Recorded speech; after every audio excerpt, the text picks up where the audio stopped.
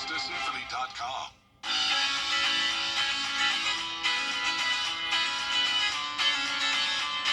Follow News Channel 6 on Instagram. Time and temperature brought to you by your local Honda dealer. Children First on News Channel 6 is sponsored by Bridgestone.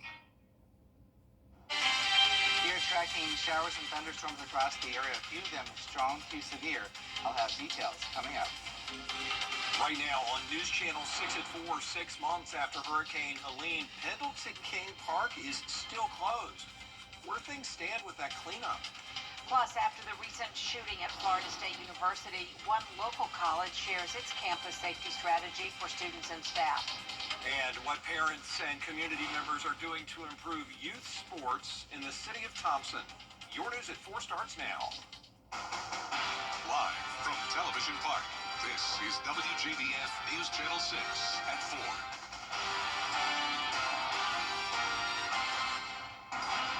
Good afternoon, everybody. I'm Brad Means. And I'm Jenny Montgomery. Thanks so much for joining us. Coverage you can count on begins with local parks and recreation facilities still closed after Helene. Isabella Moody was able to talk to the Pendleton King Park Foundation board leader about the status of that popular green space. She's in the studio now with the story. This park and many others in Augusta has been closed for more than 6 months, and many of the people who use this space wonder when it will reopen. The 64-acre park is surrounded by trees. This caused major damage and safety concerns in the park. There was a total of 267 trees that required attention. Dennis told me they addressed what all needed to be fixed from the storm and made a plan to work from the top of the park down to Lake Elizabeth. Steve Castle and the FEMA groups came in along with the city, and we sort of came up with a strategy to divide the park up into sections to start clearing out all the debris, just because it was such a remarkable amount. For now, the park remains closed, but Dennis told me they are excited to get the park back open as soon as they can so people can enjoy it again. There is no word yet when that might be, but we will keep you posted. Back to you guys. All right, Isabella, thank you. It is the race to the end for picking up storm debris in Augusta, where cleanup is back underway.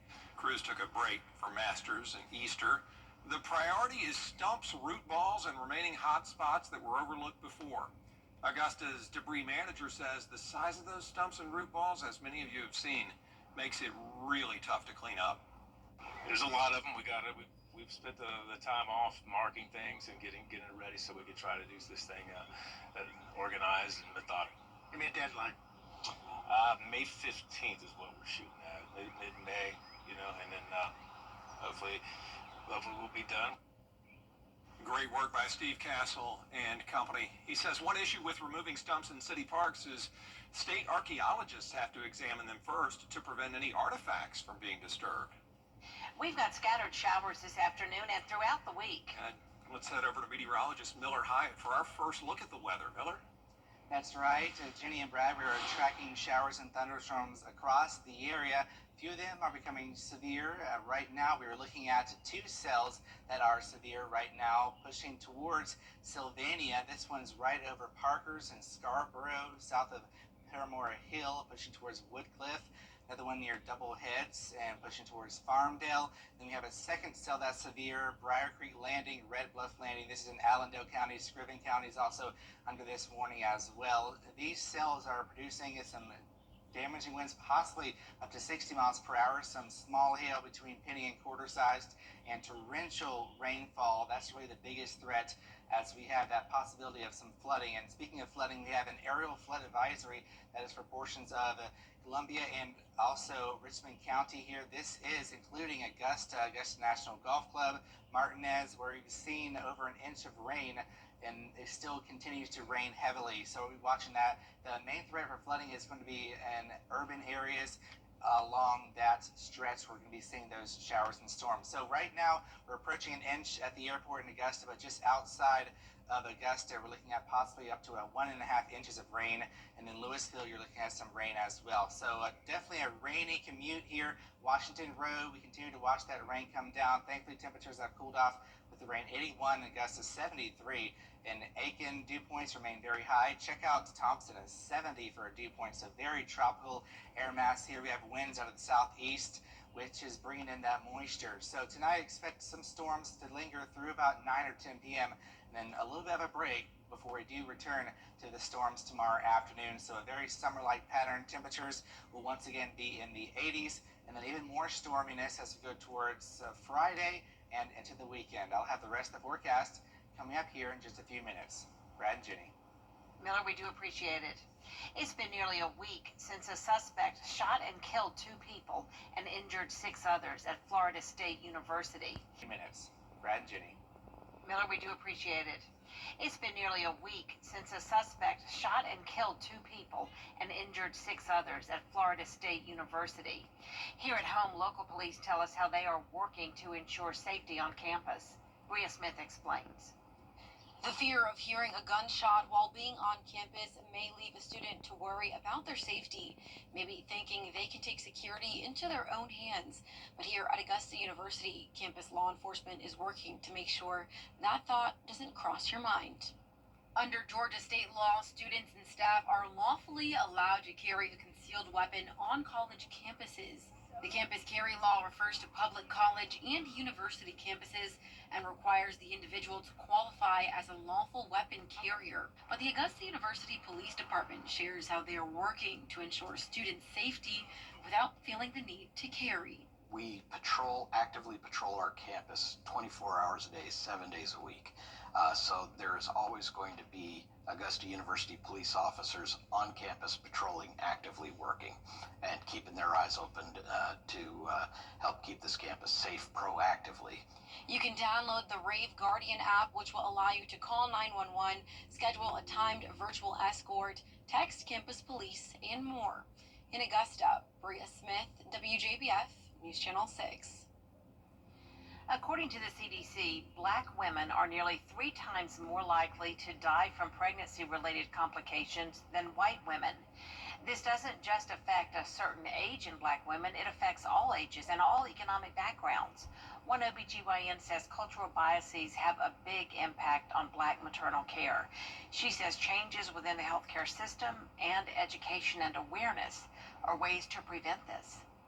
It's very important that our providers don't walk in with the lens of we have to treat everyone the exact same way, because there are going to be nuances in our ethnicities that are going to merit that we're going to need certain interventions sooner, more frequently, with a little more intensity than others. And the only way we can do that is when we are exposed to those cultures so that we can learn those differences.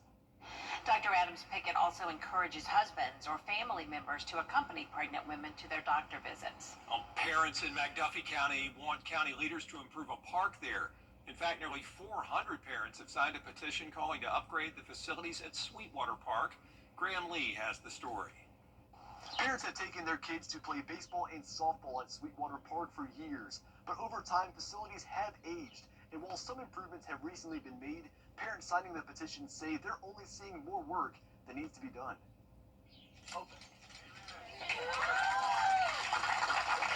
Last April, county leaders held a grand reopening of Sweetwater after using more than $2 million for new lights and a new tower. But parents like Jason Cranford say improvements are needed. He says the ball fields are not properly leveled and the restrooms in the tower are locked on practice days, leaving parents and kids with one portable bathroom to use between them. Parks and Rec Director Trevor Welcher says the department is looking into the concerns, but parents hope an organization called Diamond Youth Sports can be a viable solution. We try to provide the best for our kids that we can in the community.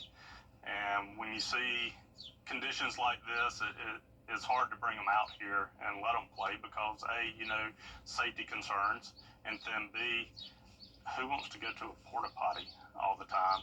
County leaders will meet again on May 7th, and they say they are planning to address these concerns and find the best solution. In Thompson, Graham Lee, WJBF, News Channel 6. Before we head to break, take a live look at the Talladega Speedway just ahead of this weekend's NASCAR Xfinity Series race in Alabama. The 4 things you need to know about the track next. The rain we're getting right now is definitely beneficial because we still have abnormally dry conditions to moderate drought across the area. And after today, we have more rain on the way for the end of April. Details coming up. I'm Austin Jackson, the Augusta guy, and my team is proud to be the official injury lawyers of the Augusta Green Jackets. Just like we're all in for the Green Jackets, we give 100% for you after a car crash or other serious injury, and we don't stop working until we bring home the W. The Augusta guy, supporting Augusta's team and all those who call the CSRA home. Car crash? Call Austin Jackson, the official injury lawyers of the Augusta Green Jackets. 706-724-7224. TV's #1 entertainment talk show has 15 Emmys. It's actually 16. Respectfully. Count on live to make your morning shine. Weekday mornings at 9 on News Channel 6. Welcome back, everyone. NASCAR makes a return this weekend to Talladega Superspeedway. It is iconic and a magnet for racing fans. Ariel Schaefer has 4 things to know about the track. This is Talladega. Racing returns back to the state of Alabama for the Ag Pro 300 and the Jax Links 500. Here are the 4 things you need to know heading into this weekend at NASCAR's fastest track. Number 1, known as the place racing enthusiasts need to experience. Talladega is a marquee place for tailgating, bringing some of the best and most interesting personalities to the Yellowhammer State. Talladega Superspeedway is where the tailgating is king. There's no other experience like it. It's the value is there for what you spend on this. Number 2, all eyes are on this weekend's race in the Xfinity Series. The drama lingering from Jesse Love's disqualification at Rockingham carries over into Talladega, making the outcome of the Ag Pro 300 a race to watch. And my track record is pretty good at Talladega, so hopefully we can go for another one and get to our 3rd win on the season. It'd be big for points and trying to close the gap to that 7 car. Number 3, it wouldn't be Talladega without mentioning the big one. Here we go. Cindric's gone. With the biggest crash ever recorded in Cup Series history happening last fall at Talladega Superspeedway, the odds of fans seeing a pileup this weekend are more than likely. My goal is always to not wreck. It's so easy to get caught up in a wreck at Talladega. And number 4, honoring the trailblazers and the sports icons is a constant staple of tradition at Talladega Superspeedway. Ahead of the Cup Series race on Sunday, there will be a special tribute to the late Bobby Allison, one of the founding members of the Alabama gang. This is the first race at Talladega Superspeedway since he passed. So we want to make sure that we honor him the way that we need to. We're going to do that lap around the racetrack in one of his 1969 Mercury cars, Coca-Cola. I mean, it's going to be, I'm getting goosebumps just talking about it. Practices and qualifying races will start on Friday. The Ag Pro 300 will get underway at 3 p.m. on Saturday, and the Jax Links 500 is scheduled to start at 2 p.m. on Sunday. From Talladega Superspeedway, I'm Ariel Schaefer. And you can watch the action unfold Saturday on the CW6. Our live coverage gets underway from Talladega at 3:30 in the afternoon. Don't go away. Miller with the full forecast next. Weather headlines on WJBF News Channel 6. Brought to you by Hickson Roofing. If your roof needs fixing, call Mr. Hickson. At Lionel's Building. Now, your most accurate forecast with WJBF Live 5 for 6. It is a stormy day across the CSRA, especially the further south you go across the area where we have strong to severe thunderstorms right now, very summer-like, popping up quickly and then dying down just as fast. And if you are under one of these cells, you're going to see some torrential rain, frequent lightning, gusty winds, and maybe even some hail, especially when you see these darker purples here. So we have this special weather statement for Hancock right now. Gum Hill, just north of you, you're seeing some possible penny to quarter-sized hail here. We do have a special weather statement, which means we have some strong winds and small hail. It's not severe right now, but still you want to take it seriously and be indoors because we do have that lightning going on. So another special weather statement. This is for Emmanuel County, includes Swainsboro, Gary, Kirby, Durdenville, Twin City, Garfield, Blun, and Lexi as well. So we're looking at some torrential rainfall, frequent lightning, 64 lightning strikes within the past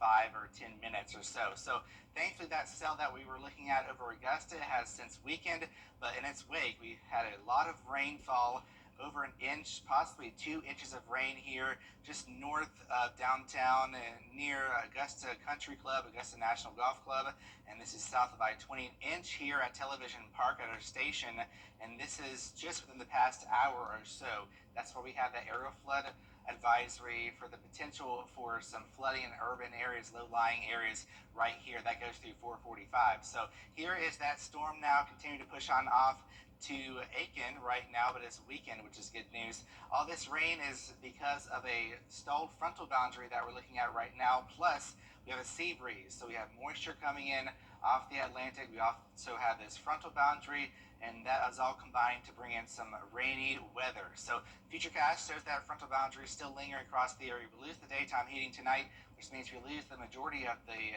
rainfall. Still some lingering north of I-20, then going into tomorrow afternoon, rinse and repeat. Another round of some summertime showers and thunderstorms, possibly strong, but the severe threat is very low tomorrow. We'll be watching it though. And then Friday, more of the same, afternoon showers and storms. However, the coverage won't be as high as it is right now. So the rest of tonight, looking at some storms, but then clearing out by midnight.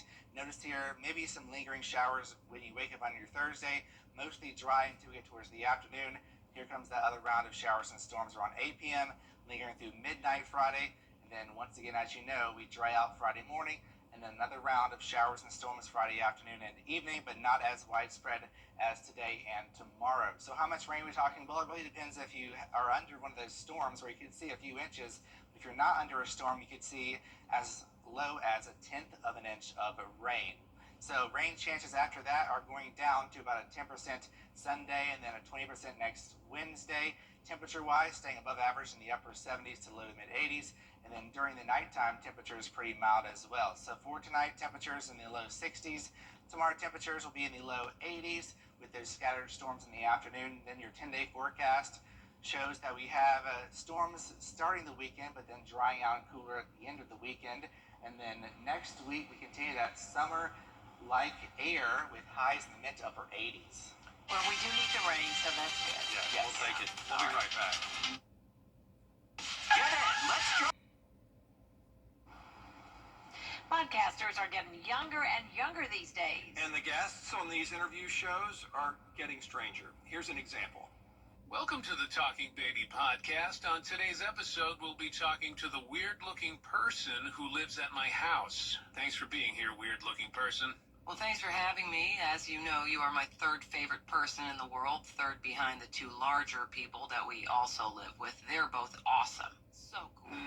This is from comedian and actor John Lujois. He used artificial intelligence to create it. Have you watched it? No, but Mike Lepp was telling me about it yesterday. Yeah. He was telling me about the very thing. I just clicked on it and couldn't stop watching it. It's funny. It's a great way to spend 3 minutes. Yeah. So yeah, watch it. It's really well done. There is more coverage you can count on coming up at 4:30. Including a look at the budget proposal in South Carolina. What will lawmakers decide as they set the agenda to spend taxpayer dollars?